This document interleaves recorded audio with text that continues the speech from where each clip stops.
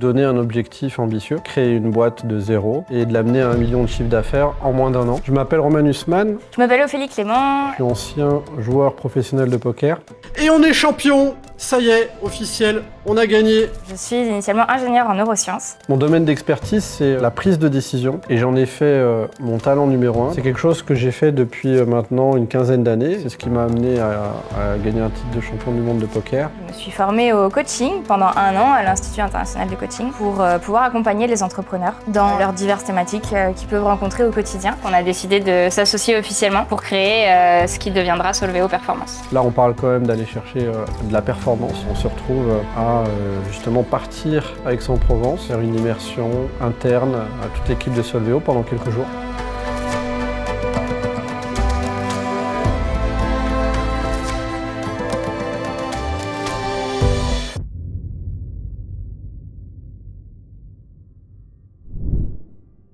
Ce séminaire a été créé pour plusieurs raisons, pour améliorer le team bonding et pouvoir aussi créer de la cohésion d'équipe au sein de Solveo. Et dans un deuxième temps, c'était aussi pour pouvoir travailler et échanger sur des sujets importants pour Solveo, que ce soit la vision, mais aussi des questions plus précises sur des sujets qu'on a en cours.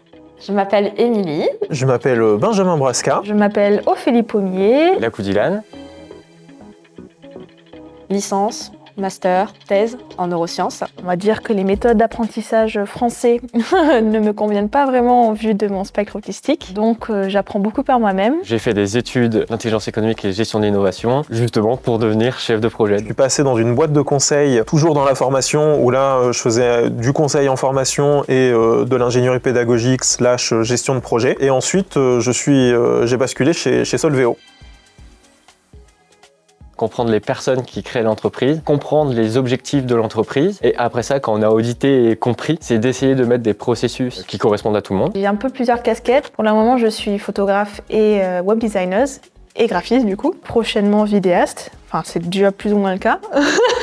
C'est de donner forme vraiment à l'approche Solveo et ça passe par la création de méthodologies, d'outils sur des problématiques spécifiques. Comment un mentor va adapter sa posture selon les réponses, poser les bonnes questions pour justement faire en sorte que les bonnes prises de conscience arrivent. Je travaille sur la création d'un Learning Lab pour rassembler, créer une communauté de chercheurs, experts dans différents domaines, mais complémentaires autour de la performance pour mieux comprendre les facteurs qui influencent la performance et essayer d'élaborer, grâce à l'intelligence collective et le partage de connaissances, une méthodologie pour aider nos entrepreneurs coachés à l'atteindre. Je suis la cofondatrice de Solveo. J'ai le rôle de COO, donc je m'occupe bien évidemment de la partie opérationnelle. J'ai également le rôle de mentor auprès de nos clients sur cet aspect très spécifique de l'opérationnel. L'objectif, c'est d'accompagner aussi nos clients dans l'optimisation de leur business, tout simplement sur le plan opérationnel. La valorisation de l'apprentissage. Et c'est une des raisons pour lesquelles j'ai intégré Solveo. Le partage, se remettre aussi beaucoup en question et donc c'est une façon d'apprentissage continu. Et l'ouverture d'esprit, oui, on peut résumer ça comme ça. L'ouverture d'esprit, c'est très important pour moi. Je sais pas si c'est une valeur, mais le côté compétence, j'accorde une grosse valeur à avoir des gens qui sont experts dans leur domaine. L'objectif du séminaire, il était assez simple, c'était créer des relations, des connexions, de manière à justement de constituer une équipe. Il y a clairement une motivation supplémentaire auprès de toute l'équipe. C'est vraiment une aventure humaine qui m'intéresse avant tout, et pas de faire quelque chose de manière individuelle. Préparation de raclette et tartiflette pour Romain. Des jeux de société, des escape games et tout ce qu'il faut pour s'amuser et apprendre à se connaître. C'est quoi, tu dirais, les avantages conséquents qu'on ne peut pas avoir autrement qu'avec un séminaire? Quand on est dans les bureaux, on a un peu le cadre et les barrières un peu qu'on a au quotidien. Et du coup, quand on sort dans un séminaire, on n'est pas dans la même pensée. D'avoir eu des actions au long de ma carrière pro qui ont contribué à une meilleure compréhension de la recherche scientifique par le plus grand nombre. À la base, je voulais être ingénieur parce que pour moi, c'était la seule façon d'innover. Et en fait, je me suis rendu compte qu'accompagner les entrepreneurs, qu'accompagner des équipes, ça permettait de les rendre plus innovants. Il y a de l'innovation dans le management, dans la gestion de projet, comment mener une réunion. L'innovation se trouve de partout. Et donc en fait, moi, c'est plutôt l'innovation qui m'a emmené vers la gestion de projet. Et donc c'est comme ça que du coup, j'y suis arrivé. J'ai un objectif final qui n'a rien à voir avec le professionnel, c'est d'être famille d'accueil. Mon rêve objectif, c'est d'arriver à être à un stade professionnel stable pour me permettre de faire ça. Le fait de se retrouver aussi ensemble, ça a permis de fluidifier l'intelligence collective entre tous les intervenants, tous les experts qui sont au service des entrepreneurs, tels que par exemple Alec Henry et Yumi Denzel qu'on mentor maintenant depuis la création de Solveo. C'est beaucoup plus rapide plutôt que de fonctionner dans un environnement en remote sur des calls, des meetings online.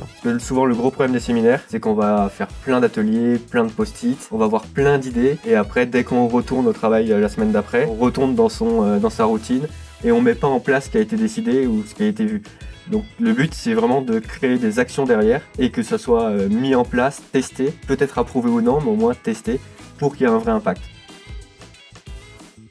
Quand j'ai une nouvelle opportunité, quand il y a quelque chose de nouveau, je dis rarement non. Solveo, d'après ce qu'on m'en avait décrit, c'était justement cette notion de partage, cette valeur de partage qui m'est aussi propre. Romain m'a vendu ça dans le sens où on essayait de casser le système de l'éducation et de créer un nouveau système qui marche pour beaucoup. Souvent, on essaye de croître rapidement et après on structure. Là, ça a été vu un peu à l'envers, c'est on va structurer, créer des processus, créer des rituels, que tout le monde se sente à l'aise pour après pouvoir croître de manière plus ordonnée.